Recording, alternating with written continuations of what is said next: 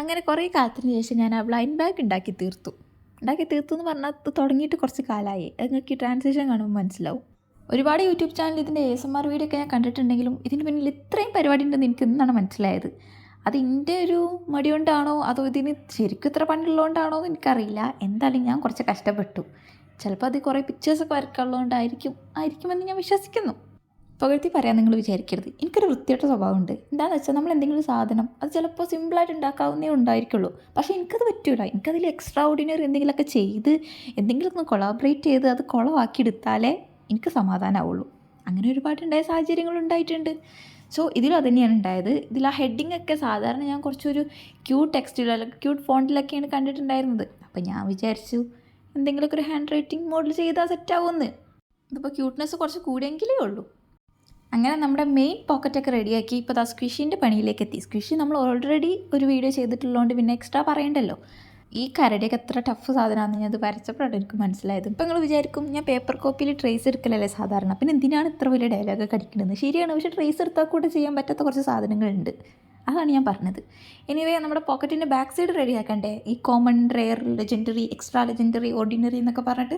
അങ്ങനെ ഇനി നമുക്ക് ഈ സ്ക്വിഷിയൊക്കെ ഇട്ട് വെക്കാനുള്ള പോക്കറ്റ് ഉണ്ടാക്കണ്ടേ. പോക്കറ്റിന് സിമ്പിളാണ്. ഒരു A4 എടുക്കുക, ഹാഫാക്കി കട്ട് ചെയ്യുക, എന്നിട്ടൊന്ന് മടക്കിയിട്ട് ഒന്ന് ഗ്ലൂ ചെയ്യുക, താഴ്ഭാഗം ഒന്ന് മടക്കിയിട്ട് ഗ്ലൂ ചെയ്യുക. പോക്കറ്റ് അത്രയേ ഉള്ളൂ, നമുക്ക് കീറിയെടുക്കാനുള്ളതല്ലേ. ഇനി നമുക്ക് ആ സ്ക്വിഷീനെ ഇതിലേക്ക് ഇറക്കി വെക്കാൻ സമയമായിട്ടില്ല, കുറച്ചുകൂടെ കഴിയും. ഞാനത് മുന്നേ പറഞ്ഞെന്നുള്ളൂ, നിങ്ങൾ അറിയണമല്ലോ ഇറക്കി വെക്കുന്നു. ഞാനൊരു ഡൗട്ട് ചോദിക്കുകയാണ്. ഞാൻ ഈ മാഷാൻ ബിയർ കണ്ടിട്ടില്ലാത്തതുകൊണ്ട് ചോദിക്കുകയാണ്. ശരിക്കും ഇതിൽ മാഷാൻ ബിയറും മാത്രമേ ഉള്ളൂ. ഞാൻ ഈ നെയിൽസിൻ്റെ ചാംസ് ഉണ്ടാക്കാൻ വേണ്ടി ഒന്ന് സെർച്ച് ചെയ്ത് നോക്കിയപ്പോൾ അതിൽ വേറെ എന്തൊക്കെയോ കണ്ടു, പക്ഷെ അവർക്ക് ഇതിലുള്ളതാണെന്ന് എനിക്കറിയില്ല. അങ്ങനെ നമ്മുടെ സ്ക്വിഷിനെ ആദ്യത്തെ പോക്കറ്റിലേക്ക് ഇട്ട് ഇനി രണ്ടാമത്തെ പോക്കറ്റിൽ നമുക്ക് നെയിൽസ് ആഡ് ചെയ്ത് കൊടുക്കാം. അതിന് വേണ്ടിയിട്ട് നമുക്ക് 5 പീസ് വേണം. 5 പീസ് എന്ന് വെച്ചാൽ 4 പീസ് ഞാനിവിടെ A4 4 പീസാക്കി എടുത്തിട്ടുള്ളത്. പിന്നെ അതേ സൈസുള്ള ഒരെണ്ണം കൂടി എക്സ്ട്രാ എടുത്തിട്ടുണ്ട്. പിന്നെ നമുക്കതിൽ നമ്മുടെ ഇഷ്ടമുള്ള ഡിസൈൻസ് ആഡ് ചെയ്ത് കൊടുക്കാം. ഞാൻ സാധാരണ സിമ്പിളായിട്ട് സ്കെച്ച് വെച്ചിട്ട് ഡിസൈൻ ചെയ്ത് കൊടുക്കുക ചെയ്തത്. പിന്നെ എൻ്റേതായിട്ടുള്ള കുറച്ച് എക്സ്ട്രാ സാധനങ്ങൾ ഞാൻ ആഡ് ചെയ്ത് കൊടുത്തിട്ടുണ്ട്. എന്നിട്ട് എന്താ, നമ്മളെ കപ്പലണ്ടിൻ്റെ കോണില്ലേ, കടലിൻ്റെ കോണ്, ബീച്ചിലൊക്കെ കിട്ടുന്ന ചൂടുള്ള 10 രൂപേൻ്റെ ആ കോണ് പോലെ നമ്മൾ ചുരുട്ടി ഉണ്ടാക്കിയിട്ട് നമ്മൾ വിരലിൽ വെച്ച് നോക്കിയിട്ട് ആവശ്യമുള്ള സൈസിന് കട്ട് ചെയ്ത് കൊടുക്കണം. അതിൻ്റെ ഇടയിൽ ഞാൻ ഒരു ടിപ്പ് തരാം, നിങ്ങൾക്ക് ചിലപ്പോൾ അറിയുണ്ടാവും, എന്നാലും ഞാൻ പറഞ്ഞുതരാം. സപ്പോസ് നമ്മുടെ കയ്യിൽ വാട്ടർ കളർ ഇല്ല, അല്ലെങ്കിൽ നമുക്ക് കുറച്ച് വാട്ടർ കളറിൻ്റെ ആവശ്യമുണ്ട്, നമുക്ക് വാട്ടർ കളർ എടുക്കാൻ മടിയാണ് എന്നൊക്കെ ഉണ്ടെങ്കിൽ ഒരു പേപ്പറുമേ സെല്ലോ ടേപ്പ് ഒട്ടിക്കുക.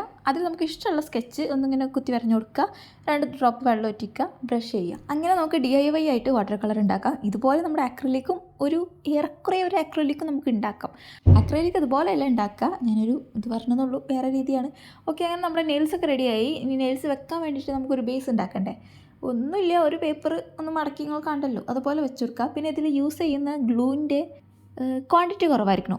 ഒരു തുള്ളി ഇങ്ങനെ തൊട്ടില്ല എന്നുള്ള രീതിയിൽ അത്ര ഗ്ലൂ മതി, എന്നാലും നമുക്ക് പറിച്ചെടുക്കാൻ പറ്റുള്ളൂ. ഞാനിവിടെ ഗ്ലൂ ടേപ്പാണ് യൂസ് ചെയ്തത്. അങ്ങനെ രണ്ടാമത്തെ പോക്കറ്റ് റെഡിയായി. എനിക്ക് നെയിൽസ് ഉണ്ടാക്കിയത് ഭയങ്കര ഇഷ്ടമായി, കാരണം ഞാൻ ആ പാറ്റേൺസ് ഒക്കെ പറഞ്ഞല്ലോ. അപ്പോൾ ഞാൻ അത്ര ഭയങ്കര രസമുണ്ടെന്ന് എനിക്ക് തോന്നിയില്ല, പക്ഷേ നെയിൽസ് ഉണ്ടാക്കി കഴിഞ്ഞപ്പോൾ സെറ്റായിരുന്നു.